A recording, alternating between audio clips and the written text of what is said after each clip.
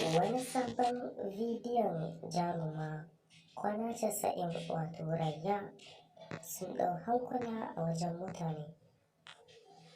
Kafin mu shiga daga ciki, 'yan uwa muna roƙon ku danna subscribe, sannan idan kun ji daɗin wannan bidiyo ku danna like, domin hakan zai ba mu ƙwarin gwiwa kawo muku sababbin bidiyo a kullum.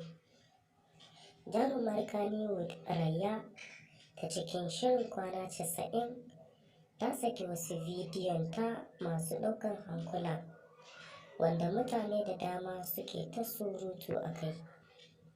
Kamar yadda kuka sani, jarumar Kannywood Rayya ta kasance wadda ta yi fice wajen barkwanci a cikin fina-finai da kuma dandalin TikTok.